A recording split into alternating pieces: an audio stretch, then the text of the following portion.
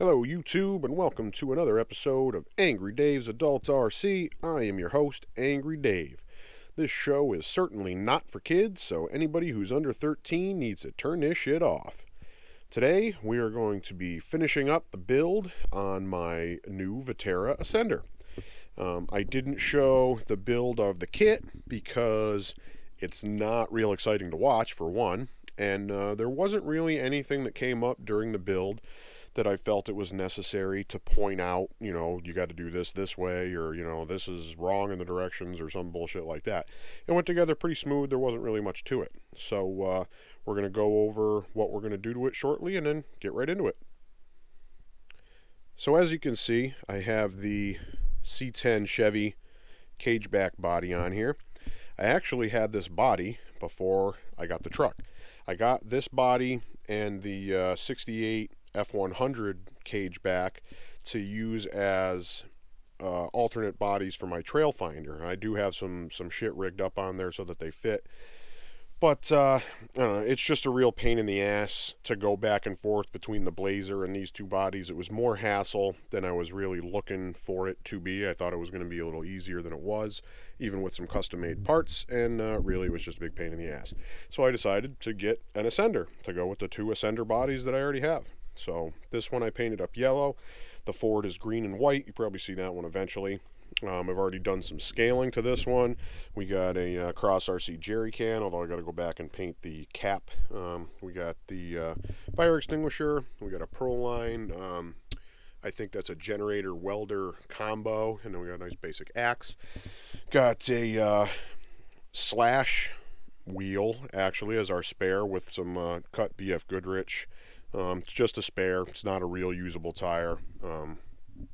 So whatever. But it looks alright. It matches. Got my yellow bead lock on there to match the truck. And then I got a aluminum bumper on the front.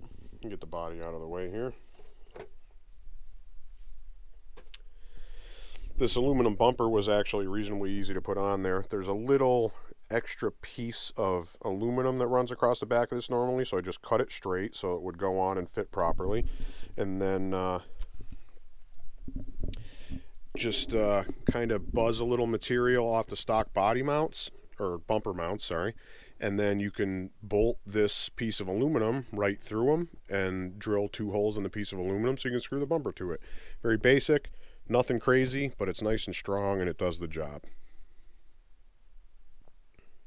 Alright, so what we're going to do to this thing is we're going to throw in this Holmes Hobby Trailmaster 550 can 21 turn brushed motor. This truck really is only supposed to have a 540 can in it. I shouldn't have put the body back on it.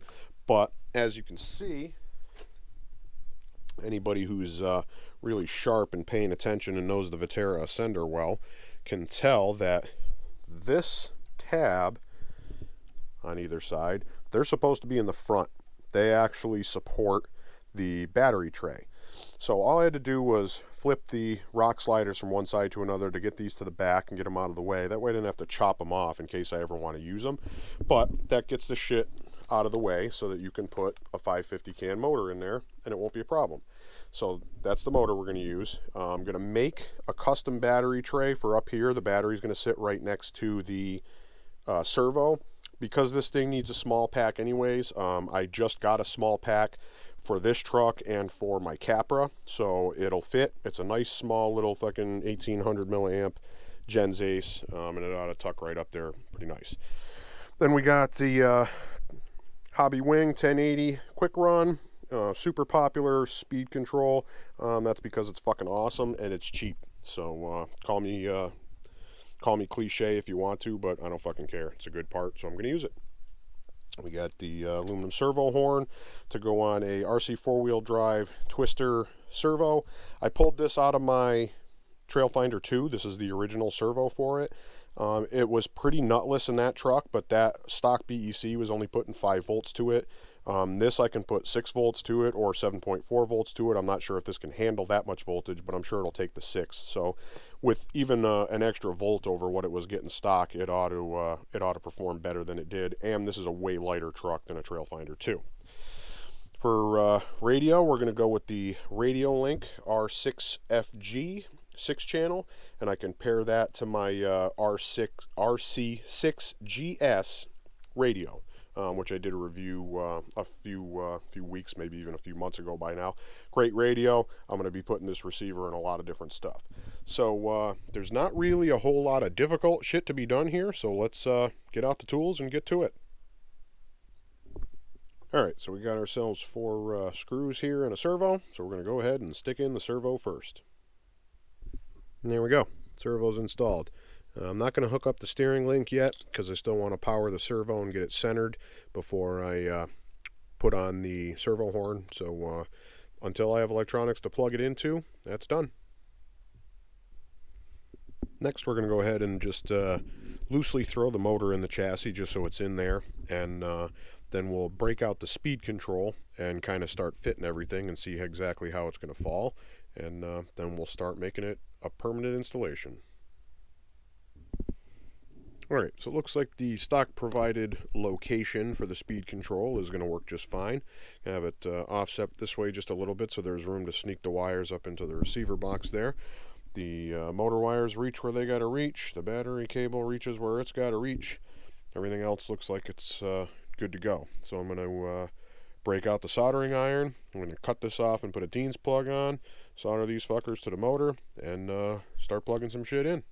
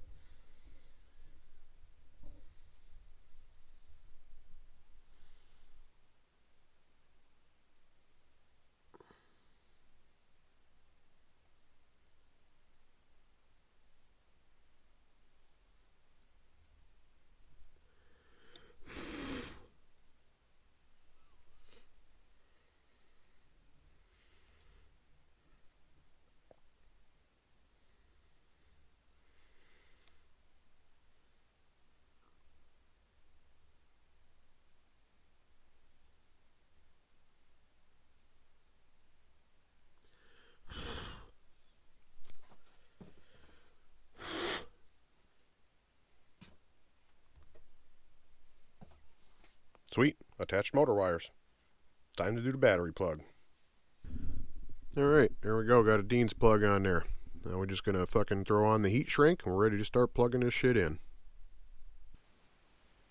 Alright, now let's get that receiver box open and start plugging shit in.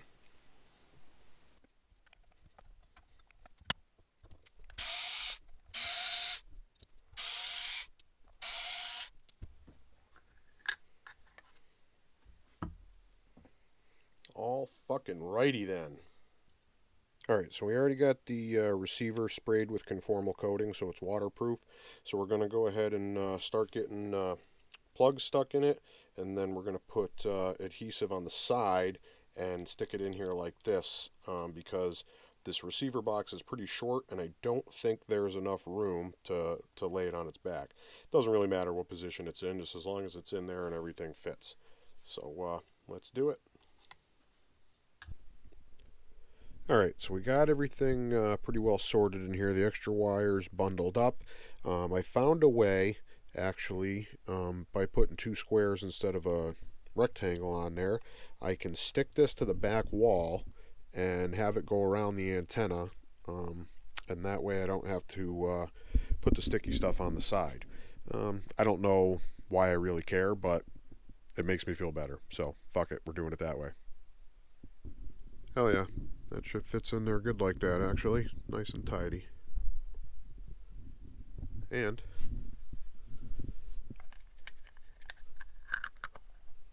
top fits, no problem.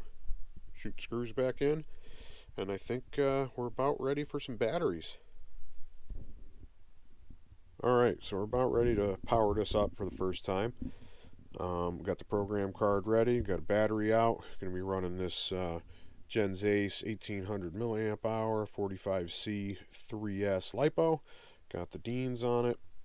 Nice battery. It was only like 22 bucks. I got two of them, so I can run them in this, and I can run them in my Capra, and I can run them in anything else if I just feel like saving some weight. I'm sure they'll still run for a long fucking time. So let's go ahead and get this thing powered up and programmed, and then we can bind it to the receiver. I'm not worried about the thing taking off because there's no pinion gear in it yet.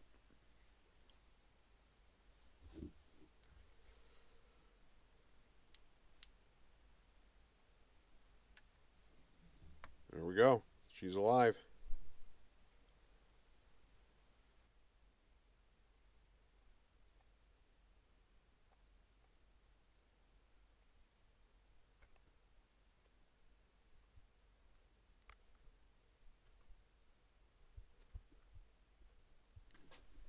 All right, it's programmed. Time to bind it to the radio. All right, so we got the radio out here. We got it set to Model 2, which is what this is going to be on this radio. It'll be the second one.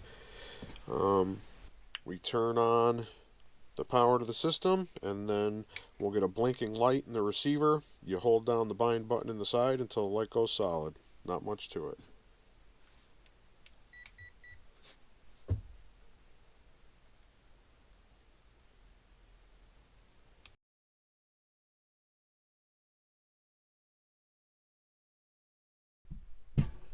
Alright, so that's all fucking bullshit.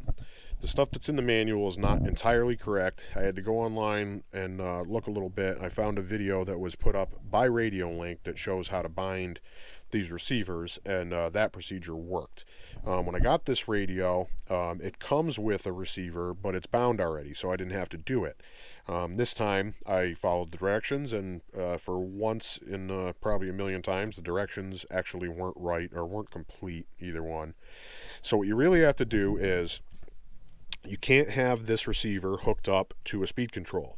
So you unplug the speed control, use a separate battery to power it. I had a little tiny 2S that I plugged into where the receiver would normally plug in. And obviously you want your transmitter on first, power up the receiver, and then as soon as it comes on, the LED will blink slowly. Then you hold down the bind button for a second or two. The LED will start flashing quickly. Then you just back up and wait for a second. The LED goes solid and you're bound. Then you pull out the battery, plug your wires back up to the ESC. You're ready to fucking rock and roll. So now all we got to do is put in a pinion gear, hook up the steering, and this bitch is ready for a drive test. All right, looking good. Got the spur cover on. We got the power switch mounted down here next to the speed control. You can reach up under the body and reach that pretty easily. We got the wires all nice and tidy, zip tied to the frame, ready to be, well, I don't know, ready to live there, I guess. So the only thing left we have to do is fabricate the battery tray so the battery has somewhere to live, and we are truly ready for a drive test. So we grab a piece of metal and start fabricating. Alright, so we got a piece of sheet metal marked out here. We'll grab our snips and cut the shit out.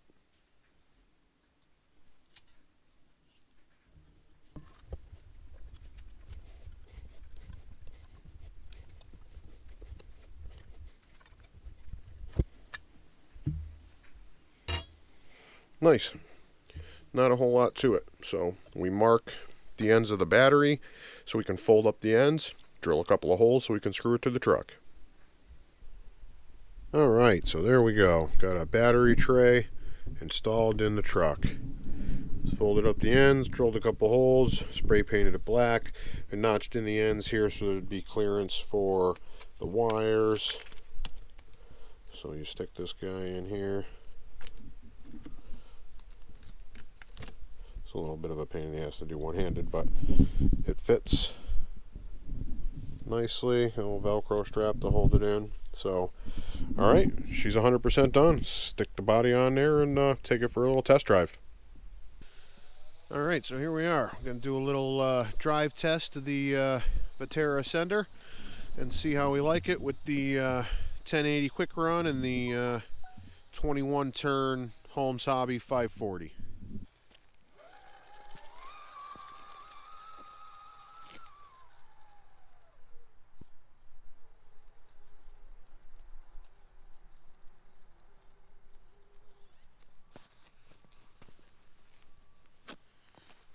actually seems to creep along pretty good. I can go pretty freaking slow, and it's not jerky or anything. It's just reacting the way I would want it to. And with 3S, it's actually got some pretty good wheel speed.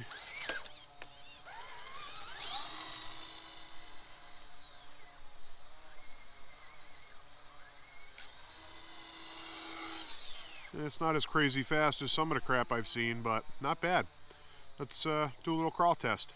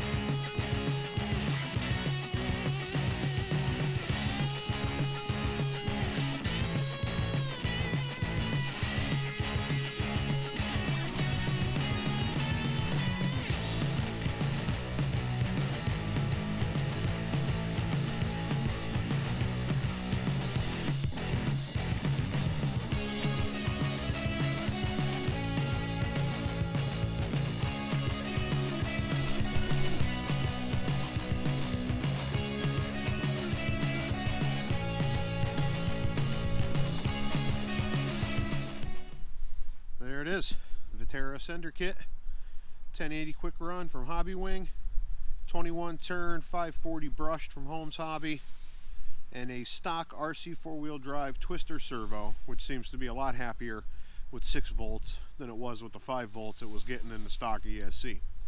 So that came out pretty good, pretty happy with it. Can't wait to get back out here when the weather sucks less and do some real crawling and some real trailing with it, so you can really get an idea what it can do. So if you like the video, go ahead and drop a like, share it with a friend, check us out on our new social media pages, and we'll see you next time on Adult RC, where grown-up time is playtime.